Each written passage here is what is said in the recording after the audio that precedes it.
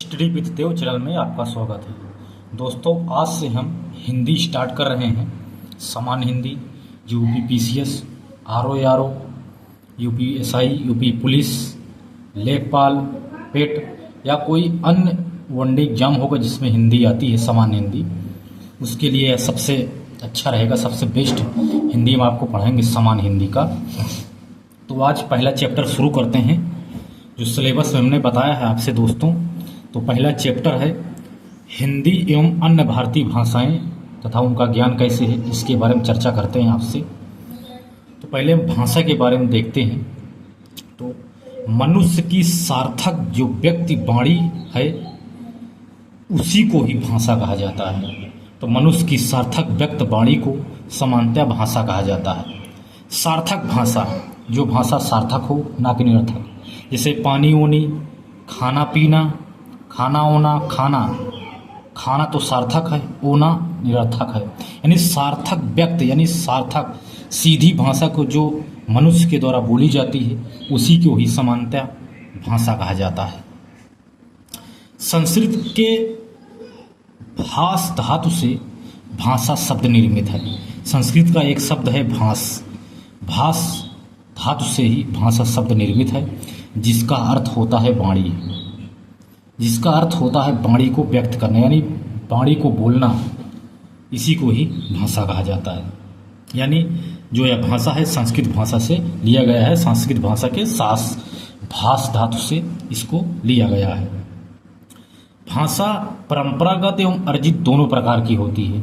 जैसे परंपरा एवं अर्जित। परंपरागत जैसे कोई भाषा परंपरागत चली आ रही है परिवार में, वो परंपरागत है। और कुछ भाषाएं अर्जित होती हैं जिसका अर्जन करते हैं। जैसे घर परिवार में हिंदी बोली जाती है, अवधी हिंदी माँ बाप से बच्चे सीखते चले जाते हैं और बाद में दूसरे भाषा को जैसे अर्जन के अंग्रेजी हुआ, फारसी हुआ, दूसरे भाषा के अर्जन को ही अर्जित भाषा कहते हैं। यानी दो प्रकार की भाषा होती है, एक तो हम परंपरागत करते हैं, दूसरा उसका अर्जन करते हैं।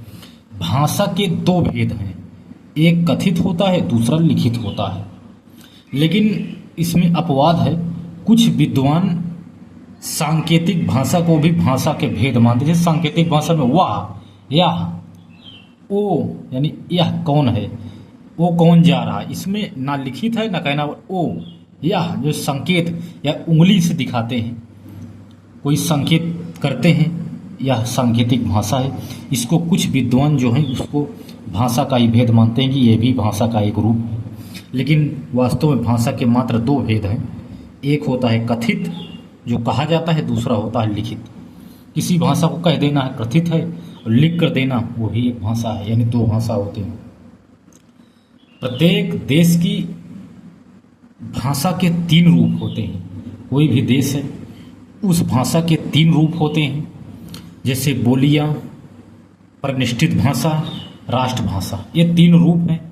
प्रत्येक देश, कोई भी देश हो, भारत, जर्मनी, रूस, कनाडा, अमेरिका, चीन, कोई भी देश हो, उस देश की जो भाषा है उसके तीन रूप होते हैं। पहला बोलियां। जैसे बोलियां या साधारण व्यक्ति द्वारा प्रयोग किया गया जो शब्द है, बोली है, इसी को ही बोलियां कहते हैं। भारत में लगभग 600 से अधिक बोलियां बोली जाती हैं। अवधी, कन्नड़, कोई भी भाषा, अवधी, बघेली, पंजाबी, मराठी, गुजराती, कोई भी बोलिए जो गांव परिवार, घर परिवार, आसपास के लोग बोलते हैं, इसी को बोलियां कहा जाता है। एक होता है प्रतिष्ठित भाषा, दूसरा इसका प्रयोग शिक्षा, शासन एवं साहित्य में इसका प्रयोग किया जाता है। भारत में लगभग 15 विकसित भाषाएं हैं। प्रतिष्ठित भाषा जो साधारण बोलचाल में नहीं बल्कि शासन में, साहित्य में एवं शिक्षा में जिसका प्रयोग किया जाता है, इसी को ही प्रतिष्ठित भाषा कहते हैं। तीसरा है राष्ट्रभाषा। राष्ट्रभाषा यानी प्रत्येक देश की अपनी राष्ट्रभाषा होती है। जैसे जर्मनी की हो गई राष्ट्रभाषा जर्मनी, जर्मन, रूस की रूसी। भारत की देखा जाए तो भारत की हिंदी है। इसी चाहे भारत अगर पूछा राष्ट्रभाषा चाहे राजभाषा, दोनों ही भारत की भाषा हिंदी है। यानी प्रत्येक राष्ट्र की अपनी एक भाषा होती है। इसके बाद देखते अन्य भारतीय भाषाएं। कुछ अन्य भारतीय भाषाएं के बारे में चर्चा करते हैं। भारतीय आर्य भाषा संस्कृत अनुमानतः 3500 वर्ष पुरानी है। जो भारतीय आर्य भाषा है संस्कृति, जो संस्कृत भाषा है या भारतीय आर्य भाषा है, यह लगभग अनुमान लगाया गया है 3500 वर्ष पुरानी है। इनके इतिहास को 3 कालों में विभक्त किया गया है। प्राचीन भारतीय आर्य भाषा काल, दूसरा मध्यकालीन भारतीय आर्य भाषा काल, तीसरा आधुनिक भारतीय आर्य भाषा काल। जो प्राचीन भारतीय आर्य भाषा काल का समय है वह 1500 ईसा पूर्व से 500 ईसा पूर्व तक माना जाता है। जो मध्यकालीन भारतीय भाषा है उसको 500 ईसा पूर्व से 1000 ईस्वी तक इसको माना गया है। और जो आधुनिक भारतीय भाषा काल है इसको 1000 ईस्वी से आज तक इसको माना गया है। यानी जो भाषा है यह भारतीय आर्य भाषा जो संस्कृत की है 3500 वर्ष पुरानी, इसके 3 कालों में विभक्त किया गया है। इसका काल 1500 ईसा पूर्व से 500 ईसा पूर्व तक, 500 ईसा पूर्व से 1000 ईस्वी तक, 1000 ईस्वी से आज तक यह आधुनिक है। इसके बारे में भाषाओं का ज्ञान है। इसके बारे में देखते हैं कि भाषा का विकास कैसे हुआ। भाषा का जो विकास है इसको देखते कैसे हुआ। भाषा का विकास, जैसे सबसे पहले संस्कृति आई जो 3500 वर्ष पुरानी है। उसके बाद इसको तोड़ मरोड़ के आगे बढ़ते हुए या पाली में इसका रूप वर्णन किया गया। इसके बाद प्राकृत में आई, फिर अपभ्रंश होते हुए हिंदी में इसका प्रयोग किया गया। जो भाषा है भारतीय राष्ट्रीय भाषा, राजभाषा जो है। अपभ्रंश जो है, अपभ्रंश को जो क्योंकि सबसे लेटेस्ट है तो अपभ्रंश के बारे में थोड़ा देख लेते हैं। जो अपभ्रंश भाषा है, ये अपभ्रंश भाषा जिसको तोड़कर मड़ोड़ करके हिंदी में जिसका प्रयोग किया गया है, उस अपभ्रंश भाषा को 7 भागों में विभक्त किया गया है। यानी अपभ्रंश भाषा के 7 भेद हैं। सौरसेनी अपभ्रंश, पैशाची अपभ्रंश, ब्राचड़ अपभ्रंश, खस अपभ्रंश, महाराष्ट्रीय अपभ्रंश, अर्धमागधी अपभ्रंश, मागधी अपभ्रंश। इसके कुछ आधुनिक रूप भी देख लेते हैं। जैसे देखा जाए सौरसेनी अपभ्रंश में है पश्चिमी हिंदी, राजस्थानी, ब्रज भाषा, खड़ी बोली, ये बरेली में बोली जाती है। ये सब जो भाषाएं बोली जाती हैं उसको कहते हैं सौरसेनी अपभ्रंश। एक है लहदा और पंजाबी, इसको पैशाची भाषा कहते हैं। सिंधी को ब्राचड़ भाषा कहते हैं। खस अपभ्रंश के बीच में पहाड़ी, कुमायूं, गढ़वाली क्षेत्र की जो भाषाएं उसे खस अपभ्रंश कहते हैं। महाराष्ट्रीय अपभ्रंश का आधुनिक रूप है मराठी। अर्धमागधी अपभ्रंश का आधुनिक रूप है पूर्वी हिंदी, अवधी, बघेली, छत्तीसगढ़ी। जो मागधी भाषा अपभ्रंश है बिहारी, बंगाली, उड़िया, असमिया। इन भाषाओं को मागधी अपभ्रंश कहते हैं। यानी बीच में बोल देते हैं निम्नलिखित में से यह कौन सा अपभ्रंश है। पूर्वी हिंदी, बिहारी, मराठी, पहाड़ी। इसमें पूछेंगे अर्धमागधी का चुनाव करिए, यानी पूर्वी जो हिंदी है वह अर्धमागधी अपभ्रंश है। इस प्रकार से क्वेश्चन आता है। इसके बाद देखते हैं दोस्त हिंदी का नामकरण कैसे हुआ। हिंदी के नामकरण के बारे में अगर देखते हैं तो हिंदी चाहे हो हिंदू, हिंदुस्तान, ये शब्द संस्कृत, पाली, प्राकृत के नहीं बल्कि फारसी भाषा के शब्द हैं। यानी हिंदुस्तान, हिंदी, हिंदू आदि यह फारसी भाषा का शब्द है। हिंदी का नामकरण ईरानियों तथा भारतीय मुसलमानों द्वारा हिंदी भाषा का प्रयोग किया गया है। अब हिंदी के बारे में कुछ कथन देख लेते हैं आपसे, जो कभी कभी एग्जाम में पूछ लेते हैं। वैसा तो पूछते बहुत कम है, लेकिन कभी कभी जैसे पूछ लेते हैं।